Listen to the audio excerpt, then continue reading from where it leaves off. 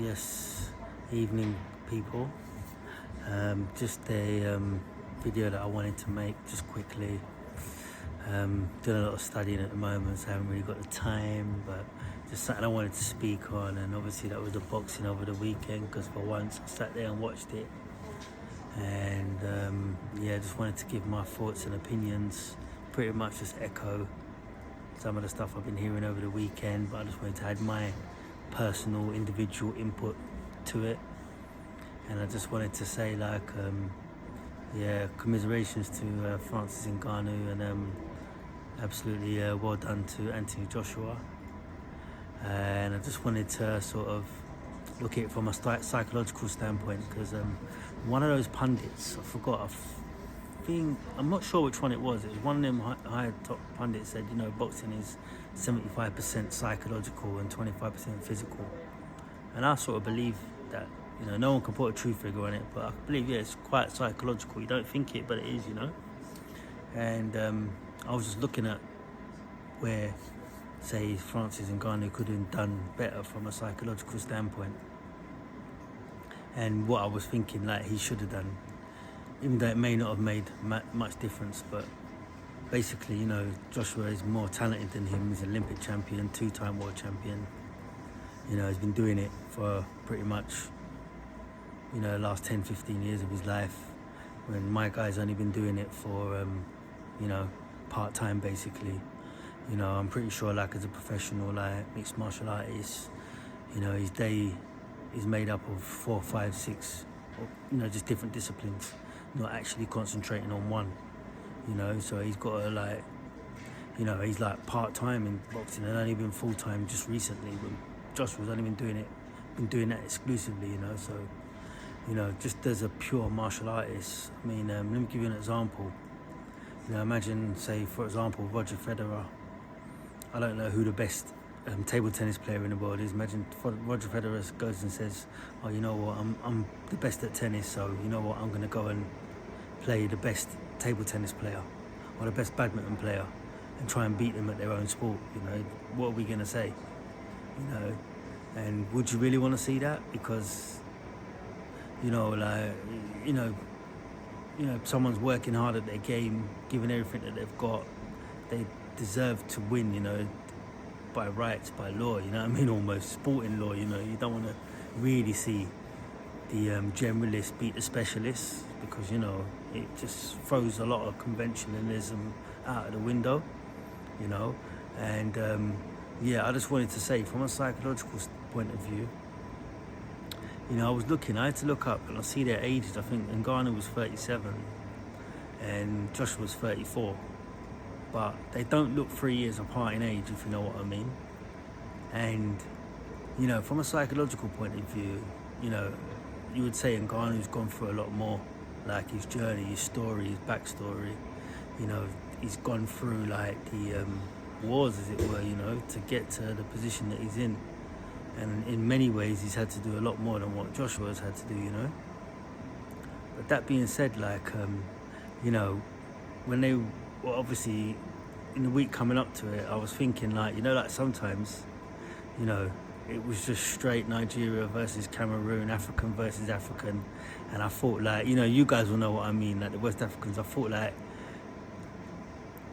the only way, like, Ngannou could have got to Joshua or got the better of him was potentially get on his nerves, when it was all, like, a little bit too friendly and a bit too respectful. And it's only because, like, had he have made Joshua maybe a little bit angry or got on his nerves a bit, he might have been able to, like, cause a situation where Joshua opens himself up, or, like, doesn't, throws technique out the window and whatever, and makes it like a brawl or something, and then he's got a, like, puncher's chance, But yeah, I thought he would have been more like, like this small boy or whatever, like, or whatever, he's not, like, on my level, or, like, I'm a big man out here and whatever, and all that sort of stuff. And just, you know what I mean, and made Joshua look like a pretty boy or whatever, and all that sort of stuff, to try and get to his ego. I think, like, that might have, like, helped him.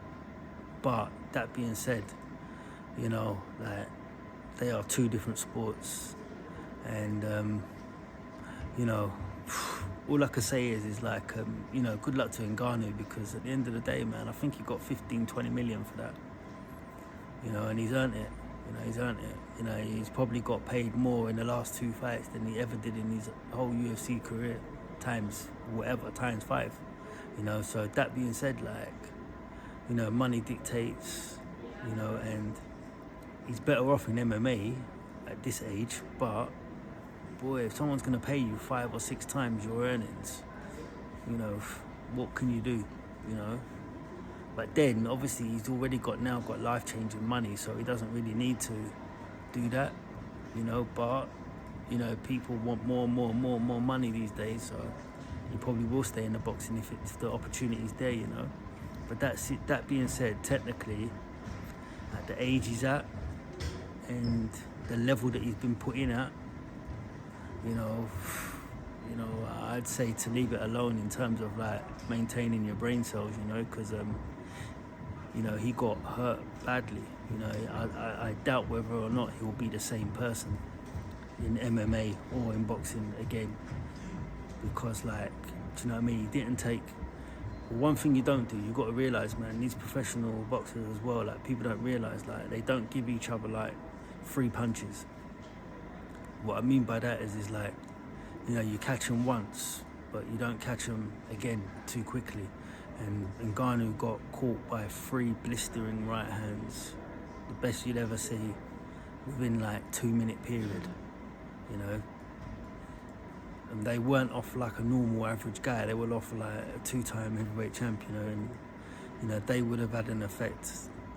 And definitely that was career shortening and potentially life shortening, you know, what he took there, you know, weren't funny, you know. So, yeah, I would tell him to like leave the boxing, you know, and get back to the MMA. But if money dictates, then you got to do what you got to do, you know. But yeah, I would say like he just never had the experience. It's all experience, man. He never had the experience. You can't like buy it. You can't like train for 2-3 months and think you got it. You know, you just got to go through like 5-10 years of being in and out the gym, you know, in one particular sport, and he ain't got that time, so he could never get it, you know. So even like when he did get knocked down, he didn't know how to react. He didn't know, like, my head's spinning here, let me hold for a couple of rounds, regain my sense. Just like not on that level of consciousness as a boxer just yet, you know. And, you know, and also as well in his MMA career, and possibly even in the gym, he ain't been hurt like that, you know. So he was in like a place where he'd never been before, I reckon, you know. And you know, Anthony Joshua, really, that was the easiest night of his life. Yeah, he won't get an easier night than that, you know. You know, so to me, it never really proved anything, you know, being real, you know. And yeah, it didn't really prove anything, you know, from his point of view. But you know, obviously he's got a highlight reel. He'll always look back at it. A lot of the boxing community are probably patting him on his back or whatever, you know, saying he's restored order and all the rest of it. But yeah, man, it was like it was really bad, really awful, you know. But he shouldn't have really been allowed to be in that position. But off of Fury, what happened the last time, he looked a little bit better than what he did. But you know, I did predict, like before, and I said to someone that I think Joshua would win by KO. Proved right, really. You know, yeah, just not enough experience. And yeah, to be honest with you, I think Fury probably never took him that serious. And yeah, this is what I wanted to say next, was that if MMA guys are crossing over, there's certain professional boxers that are better for them to match up with than other guys. Like, for example, I don't know, like when McGregor met Mayweather, you know, Mayweather probably knew it was his last match. Like, he does hit hard, Mayweather, when he wants to, when he was Pretty Boy and all the rest of it. But then afterwards, after about 2005, 6, whatever, he started to like be more point scoring and just eking out results and winning unanimous decisions and whatever, outboxing people. So those kind of guys, they're all right, to like cross over and do an MMA match with, But had at that time McGregor met someone like Miguel Cotto, or met someone like Canelo Alvarez, Terence Crawford, it would have been a whole different thing, because like Mayweather was kind of like, carrying him.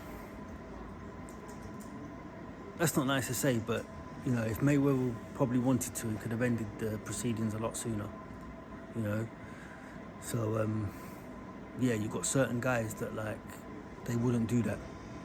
So you might go in and last 10 rounds with like Mayweather, but it doesn't mean like if you got in there with Canelo's style or whatever, he wouldn't hang around. He would, do you know what I mean? So there's certain guys you got to handpick like that you think like will let you ride. But other guys, they'll just be very, very professional about it and show like, this is my sport, that's yours, Unless they're old and they're over the hill and they're not who they were. But if you're going in there like with a prime guy, then like, you've got to be careful like which one you pick when you're coming over from that sport to boxing, But what else did I want to say? No, that's it really. Just like I wouldn't want to see imagine like a heavyweight champion of boxing goes and says, right, I'm gonna beat this world champion at jiu-jitsu and trains for 2-3 months. Like I wouldn't want to see that. That would like, you've got a system, you go through different belts, get black belt in 5-10 years, whatever it is. That's hard work. I wouldn't want to see someone who's just gifted to beat someone like that. Do you know what I mean? It's not fair on the martial art really, and the artistry of it all. So obviously, like, man, it's a better result for the whole martial art community, to be fair, for it to go that way. And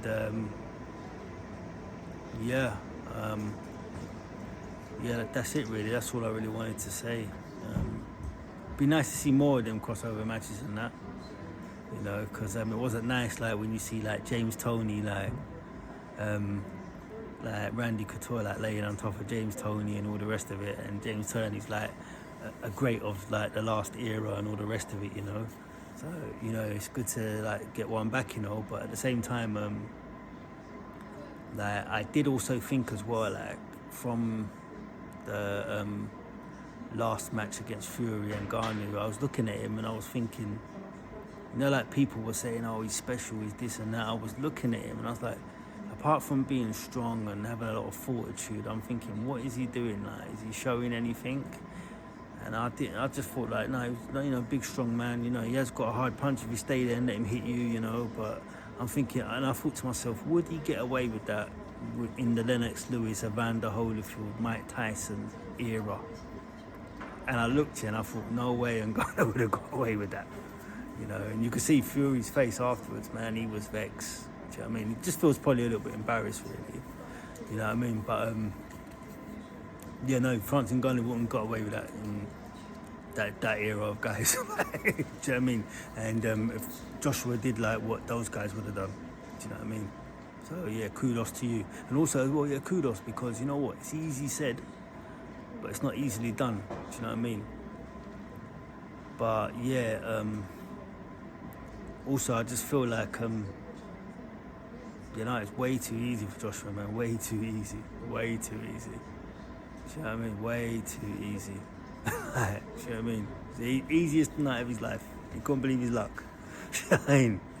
You got, and also as well, he's probably got a little bit of, amongst like the London guys or whatever, he's probably got a little man them sort of like, do you know what I mean? Because obviously, in an MMA match, Francis Ngannou would win, obviously, but do you know what I mean? To like beat the MMA guy as well, you know what I mean? He's got a little bit of like, do you know what I mean? So he'd be happy with that, do you know what I mean?